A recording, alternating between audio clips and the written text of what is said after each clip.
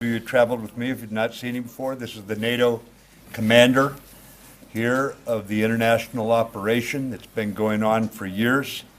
And as if we needed a reminder, as I stand here before you, of the type enemy that we're up against, the killing of Afghan citizen soldiers, protectors of the people, just as they were coming out of a mosque, coming out of a house of worship. It certainly characterizes this fight for exactly what it is. These people have no religious foundation. They are not devout anything, and it shows that why we stand with the people of this country against such heinous acts perpetrated by. The word gets used often, I think too often, but this barbaric enemy and what they do. Kind of makes it clear to me why it is we stand together. I met today with President Ghani. I'd seen him in Europe about 2 months ago, ladies and gentlemen. And here we had another focused discussion here in Kabul as we worked to align our efforts. I thanked him for his warm welcome, and it certainly was that with him and his leadership, for his personal leadership in the midst of very, very difficult times, and for the inclusive approach of this unity government with Chief Executive Abdullah, who was also in both our private meeting, the President and I, also in the larger meeting between our delegations. We discussed his initiative to make the government of national unity more responsive to all of the Afghan people, and we all recognized the challenges to this government and to that effort presented by enemies of the Afghan people who refused to renounce violence. As you know, President Trump has directed a review of our policy in Afghanistan as the new administration takes hold in Washington. This dictates an ongoing dialogue with Afghanistan's leadership, and that's why I came here. Talked again with President Ghani, with his ministers, and heard directly and at length from the NATO commander, General Nicholson, and in order to provide my best assessment and advice as we go forward, advice to the President, to NATO Secretary General, and all the troop contributing nations with whom I coordinate and collaborate. Our NATO commander, General Nicholson, is one of our most experienced officers in the field, also one of our most serious strategic thinkers. The teamwork that we enjoy here between the Afghan government, our diplomats, and our international military contingents has reached very, very high levels of partnership. In a word, I found it impressive.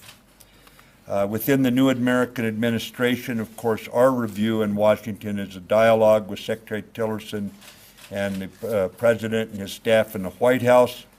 And I'd say that we're under no illusions about the challenges associated with this mission.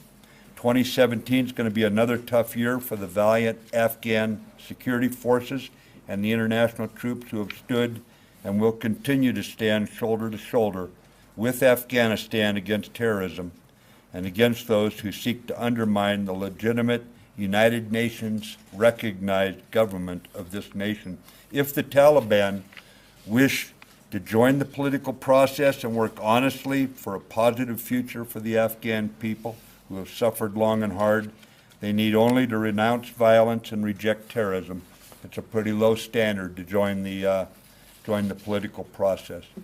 But those are my impressions of what I was doing here during these hours that I've been here on the ground, and I can take any questions that you might have.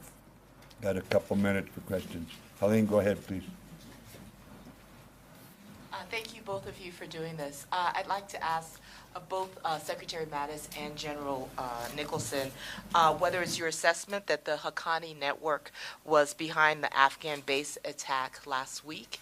Also, do you think that the Haqqani network may have also played a role in the hospital attack last month, and whether you see any contact underway between ISIS and Haqqani here in Afghanistan? And then separately for General Nicholson, you've explained that you dropped the Moab on Ashen to clear a tunnel of a cave complex of ISIS fighters. Did you also consider the larger strategic message that you might be sending to American adversaries like North Korea and Syria when you made that decision? Thank you. Thank you, Elaine. Thank you, Mr. Secretary. Well, first, let me take the second question first. The Secretary has talked about the strike we conducted in Achin last week. I really have nothing to add with respect to that. I will say we were sending a very clear message to ISIS, not only to ISIS here in Afghanistan, but also ISIS Maine, that if they come here to Afghanistan, they will be destroyed. In keeping with the Secretary's intent, they will be annihilated. And so this continuing pressure we're putting on ISIS is achieving that effect, and we're going to keep it up. To shift to the first part of your question, the Haqqanis and the Taliban both pose a threat this year. We have not seen cooperation between ISIS-K and the Haqqanis. However, we're always watching for convergence between the various terrorist groups that we see here. ISIS-K claimed responsibility for the attack on the hospital that occurred. The Taliban have claimed responsibility for the attack that occurred up in Mazar-e-Sharif. Again, we don't see the connections between those two groups, but in terms of what they did during these attacks, there's very much a connection. As the Secretary talked about in his comments, the level of barbarity and cruelty, shooting patients in their beds, killing young soldiers at the mosque in prayer, they're reaching new lows in terms of their behavior. And this is why the majority of the Afghan people, something like 87%, reject the Taliban and do not want to see a return of this regime. And as the Secretary said, we are open to, and our Afghan partners are open to, having the Taliban rejoin peaceful life here in Afghanistan. Thank you. And the first part of my question, on whether or not is your assessment that the Haqqani network was responsible for the base attack on Friday? We're still developing that, and we'll let you know as we develop more details. The Taliban claimed credit for the attack, Yeah, but as you know, Helene, the Taliban and the Haqqani are linked. So Siraj Haqqani is the deputy of the Taliban. So we tend to look at them as one quite often. So in the level of sophistication and the way this attack conducted, it's quite possible that the Haqqanis were involved. Follow this. Hi, Kevin Baird from Defense One. Just to follow, you said you're achieving the intended effects on ISIS growing here. Can you say then for the record, does that mean that foreign fighters are not coming to Afghanistan? Are the numbers dwindling, or are they growing? What's ISIS' ability to sustain it? In short, is it the threat that many folks back home are starting to think that it was becoming? Well, ISIS is certainly a threat globally. ISIS Khorasan province is one of the principal affiliates of ISIS. And so they're attempting to establish their own form of a caliphate here by seizing and holding terrain. As you're aware, we have we've been attacking that caliphate since early last year, reduced it by about 2/3 in size, reduced their fighters by at least half. We've done this through a series of operations. The latest one started in early March. Continuous pressure on them, and we're going to keep going until they're defeated in 2017. Now, they have an aspiration, I think, to move fighters here from Syria. We haven't seen it happen. And in fact, by reducing their sanctuary here, by annihilating them here, it should be very clear to ISIS Maine there is no space for them to come to in Afghanistan. Yeah. Thank you, gentlemen, for doing this. Thomas Gibbons from the Washington Post. If you two could just address the influx of Russian weapons into Afghanistan and showing up in Taliban hands in Helmand, Kandahar, and Uruzgan, and what both of you, I guess, General Nicholson on the tactical and strategic level, and Secretary Mattis on the, I guess, diplomatic level, political level of what you're going to do to stop the Russians from sending these weapons in. You know, the Russians seem to be choosing to be strategic competitors in a number of areas. The level of granularity and the level of success they're achieving, I think the jury is out on that. I'll let the general talk about any of the specific weapons and all, but the broader strategic framework that you're driving toward. I would say that we will engage with Russia diplomatically.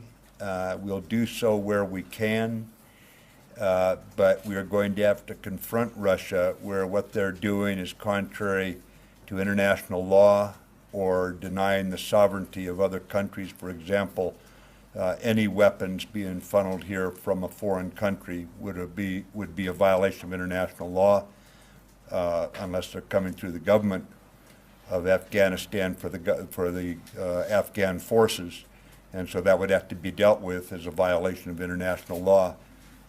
But if you have any information on the weapons, I'm not aware of it. The only thing I would add to that is that we continue to get reports of this assistance, and of course we had the overt legitimacy lent to the Taliban by the Russians.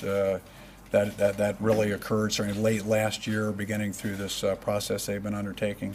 And of course, as the Secretary stated, we support anyone who wants to help us advance the reconciliation process, but arming belligerents or legitimizing belligerents who perpetuate attacks like we saw 2 days ago in Mazar-e Sharif is not the best way forward to a peaceful reconciliation. So to be clear, you're not refuting that they're sending weapons to the Taliban? Oh, no, I'm not refuting that. Well, go ahead, please. Mr. Secretary, the general, Hans Nichols with NBC News.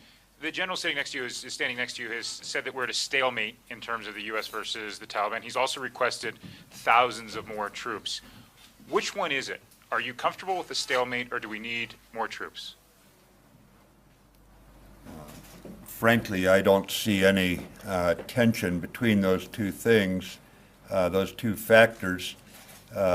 Right now, we're engaged in defining the challenge, the way ahead, with a whole lot of nations, and it depends. There's no one nation that's going to carry all this, so there's a lot of collaboration, and that is based on an assessment of the tactical and operational challenge and where we want to be and what time. So I'm not going to get into how you would characterize it in one word, but we are going to address that situation and move forward together against the terrorists. And that is exactly why we're meeting now. And those, obviously, I owe some degree of confidentiality on where my thinking's at and what I'm going to recommend once I compile my notes from this trip and speak to some of our NATO allies about the way ahead. Let me ask this a slightly different way. Is NATO winning this conflict? And if not, is it winnable? The bottom line is that this fight against terrorism is going to go on. You saw what happened in Paris. You see the French troops engaged down in Africa. You find the NATO-led force, it's a lot more than just NATO, here in Afghanistan. You see what's going on against ISIS in Syria. This fight is going to go on. We're in an era of frequent skirmishing. It's going to be far-flung, and that's the nature of this fight. Concise, short definitions in one local area or another do not give sufficient credit to really defining the complexity of the issue. Sure, that's all the time we've got. We got to get you to your next thing. Thank you guys very much. All right, thank you. Apologize we had to cover it short. thanks, sir.